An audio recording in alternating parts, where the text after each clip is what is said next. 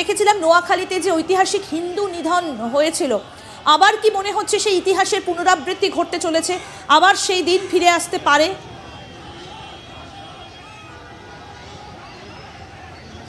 ফিরে আসতে পারে না, সেই দিন ফিরে এসেছে অলরেডি। মানে আপনি আশঙ্কা করছেন কেন? এটা তো অলরেডি দেয়া। এখন বাংলাদেশের মানুষের আপনি যে কোনো ধর্মীয় সংখ্যালঘু মানুষের সাথে কথা বলে দেখেন, এদের মানে যাদের এদের মানসিক অবস্থাটা একটু দেখেন। কেউ ঘর থেকে বেরোচ্ছে না, কেউ মানে প্রত্যেকটা মানুষ একটা আতঙ্কে আছে। যে কোনো মুহূর্তে যে কোনো সময় যে কেউ আক্রান্ত হতে পারে। এটা আপনি 46-এর দাঙ্গা, এর চেয়ে ভয়ানক অবস্থা বাংলাদেশে। এটা যারা দেশে আছে তারাই বুঝছে। মানে 78 বছর আগে সেই পুনরাবৃত্তি আবার আজকে বাংলাদেশের মাটিতে হতে চলেছে, হচ্ছে। সেটাই আমি বললাম যে এটা মানে বাংলাদেশের মানুষ, আমি বললাম তো, ভারত যদি আজকে বর্ডার খুলে দেয়, আপনি দেখবেন এক সপ্তাহে বাংলাদেশে যারা বর্তমানে ধর্মীয় সংখ্যালঘু আছে অর্ধেক চলে আসবে এক সপ্তাহের মধ্যে। কিন্তু তারা তো বাংলাদেশের মানুষ, দাদা। আপনিও তো হিন্দু, কিন্তু আপনি তো বাংলাদেশি, আপনার জন্ম, আপনার ছোটবেলা সবটাই তো বাংলাদেশের উঠোনে কেটেছে। তাহলে কেন সেখানে আপনাকে দেশ নিধন করবে? এটা কিন্তু যায় আসে না তো। এদের মূল টার্গেট হলো এটাকে পাকিস্তান বানানো, ঠিক আছে? এখন পাকিস্তান বানাইতে গেলে তো এখানে যদি যারা প্রগতিশীল, যারা ধর্মীয় সংখ্যালঘু, তারা তো আপনার থাকার কোনো সুযোগ নাই। কারণ তারা থাকলে তো এটা একটা বাধা তাদের জন্য। হ্যাঁ, এই যে 7-8% হিন্দু আছে, এই হিন্দুরা তো বাই ডিফল্ট তারা প্রগতিশীল, তারা সংস্কৃতিতে বিশ্বাসী, তারা কালচারে বিশ্বাসী, তারা সঙ্গীতে বিশ্বাসী, তারা অঙ্কনে বিশ্বাসী, হ্যাঁ, নৃত্যে বিশ্বাসী।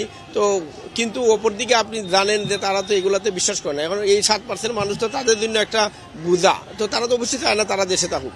এদেরকে বিদায় করে দিলে তারা একটা পিওর পাকিস্তান বানাতে পারবে। That's their motive. এটাই আমি বলবো আর কি। দাদা, আপনি তো সিলেটের মানুষ, সিলেটে আপনার জন্ম, বেড়ে ওঠা, সিলেটের হবিগঞ্জ। সেখানে নিউ ইয়ারের রাতে একটা রাধা গোবিন্দের মন্দির ভেঙে দেওয়া হয়েছে। নিশ্চয়ই আপনি সেখানে গেছেন হবিগঞ্জে, সেই রাধা গোবিন্দের মন্দির আপনি দেখেছেন। তাহলে কি এইভাবে নিউ ইয়ারের পার্টি, বছরটা কি এইভাবে শুরু হলো? এটা মানে আপনি যা বলছেন আশঙ্কা, সব আসলে এইগুলো আশঙ্কা না, এগুলো এখন বাস্তবতা। মানে বাংলাদেশে ধর্মীয় সংখ্যালঘুদের উপরে আক্রমণের আশঙ্কা বা নিশ্চিহ্ন দেওয়ার আশঙ্কা, এগুলো আর আশঙ্কা নাই, এগুলোই এখন চরম বাস্তবতা, এবং তাই হচ্ছে এখন বাংলাদেশে। দাদা, সেই ছবিটা আমরা দেখাচ্ছি এই মুহূর্তে বাংলাদেশে, যে নতুন বছর, বাংলাদেশের মানুষের ঘুম ভেঙেছে, এই ভয়ঙ্কর ছবি দিয়ে বাংলাদেশে ভাঙলো হিন্দু মন্দির। দেখুন। Happy new year.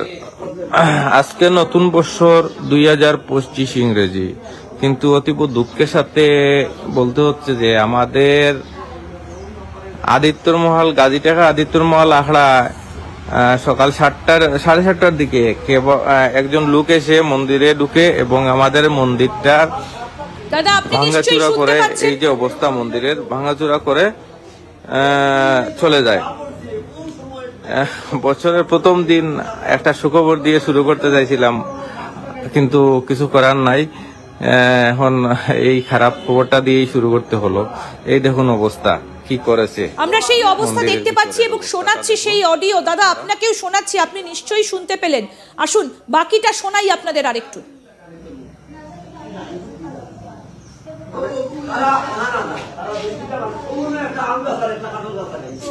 এই যে দেখুন অনেক লোক জড়ো হয়েছে, সবাই দেখতে আসছে।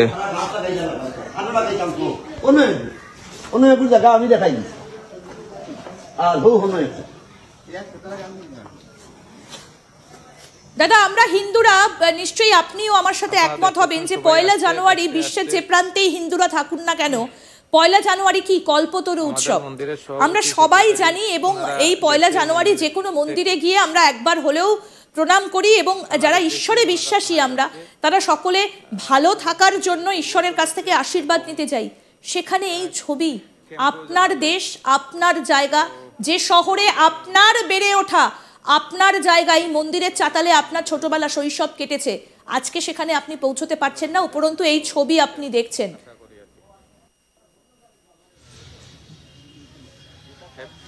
আসলে এইটা শুধু আমার মানে আমার জন্ম দেশ শহরে এইখানেই না, আপনি প্রতিদিন কোথাও না কোথাও কোনো না কোনো হিন্দু মন্দির, কোথাও না কোনো হিন্দু মন্দির আপনার আক্রান্ত হচ্ছে, কোথাও না কোনো ধর্মীয় সংখ্যালঘু মানুষ আক্রান্ত হচ্ছে। এটা বাংলাদেশের বাস্তব চিত্র। আপনি প্রত্যেক দিনে আমরা কিন্তু আসলে দেখেন সব খবর কিন্তু পাচ্ছি না, এবং অনেকে বয়ে কিন্তু বলেও না। হ্যাঁ, হয়তো গুটি কয়েক আক্রমণের ছবি, কোনো আক্রমণের ঘটনা আমরা জানি। এটা শুধু হবিগঞ্জ কেন, এটা বাংলাদেশের প্রত্যেকটা জেলায় জেলায় এই ঘটনা ঘটছে। খুবই দুঃখজনক। আমি ব্যক্তিগতভাবে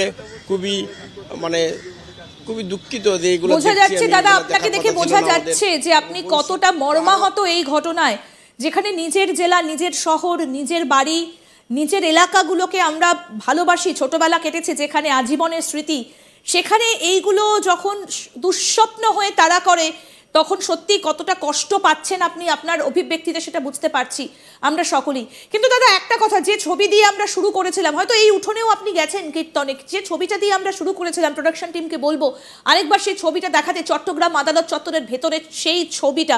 দাদা, কোন দিকে যাচ্ছে তাহলে বাংলাদেশ? এইভাবে যখন আইনজীবীরা, আইন বিচার ব্যবস্থার উপর আমরা সবসময় আস্থা রাখি, পুলিশের কাছে দৌড়ই কোনো বিপদে পড়লে, দেশ আমায় রক্ষা করবে, আইন আমায় রক্ষা করবে, তাহলে এই রক্ষকই ভক্ষক তাহলে আজকে আপনাদের এই দেশে? আসলে উনি তো নিজে উনি রক্ষক কথাটাই বলুন, উনি পুরোটি ভক্ষক, হ্যাঁ, এবং পাকিস্তানি ভক্ষক। তো বাংলাদেশ কোন দিকে যাচ্ছে আমি প্রথমেই বলেছিলাম, এটা অলরেডি একটা নিউ পাকিস্তান হয়ে গেছে। এখন নিউ পাকিস্তানের স্টেবিলিটি তারা করছে, তারা স্টেবলভাবে এই নিউ পাকিস্তানকে পরিচালনা করতে পারে, এবং তারা যারা ভালো মানুষদের ভক্ষক, তো এইভাবেই চলছে বাংলাদেশ। আমাদের ভবিষ্যৎ অন্ধকার, এটাই আমি বলবো। দাদা, আপনার কাছে এই মুহূর্তে কি আপডেট রয়েছে? কারণ বাংলাদেশের সরকারি আইনজীবীরা তারা যাবজ্জীবনের আবেদন করেছেন, তাহলে কি চিন্ময় কৃষ্ণ প্রভুর যাবজ্জীবনই হতে চলেছে? আপনার কাছে এই মুহূর্তে কি আপডেট রয়েছে? প্রথমেই বলি যে আসলে দেখেন, বাংলাদেশে তো কোনো আইন ব্যবস্থা নাই, ল অ্যান্ড অর্ডার যেহেতু নাই। ওনারা যদি ডক্টর মোহাম্মদ ইউনূস যদি মনে করে যে ওকে ফাঁসি দেওয়া হোক, হ্যাঁ, তাকে মৃত্যুদণ্ড দেওয়া হোক, তাহলে দিয়ে দিবে। এটা আসলে তো বলার কিছু নাই। যাবজ্জীবন, মৃত্যুদণ্ড এগুলো কোনো সমস্যা না। অথবা ওনারা আনঅফিসিয়ালি জেলের ভিতরে ওনাকে কিলও করতে পারে। তো এই আইনি ব্যবস্থাটা এতটাই ভঙ্গুর এখন, যা আপনি বুঝেন না, একটা দেশের সংবিধান তারা চেঞ্জ করে দিচ্ছে। যে দেশের সংবিধান চেঞ্জ করে দিচ্ছে, সেখানে চিন্ময় প্রভুর মতো একজন নিরীহ সন্ন্যাসীকে মেরে ফেলা তো এদের জন্য কোনো বিষয়ই না। জেলের ভিতরেই উনাকে মেরে ফেলা হতে পারে। আর আমি তো মনে করি যে জেলের ভিতরে উনাকে মেরে ফেলা হতে পারে। সেই ক্ষেত্রে আপনার যাবজ্জীবন বলেন, আর আইনি ব্যবস্থার মধ্যে যে যাওয়ার এত দরকার নাই। তারা তো ওই কয়েকটা জেলের ভিতরে যারা খুনি আছে, সাধারণত আসামি আছে, তাদেরকে লেলিয়ে দিবে, তারা উনাকে পিটিয়ে জেলের ভিতরে মেরে ফেলতে পারে।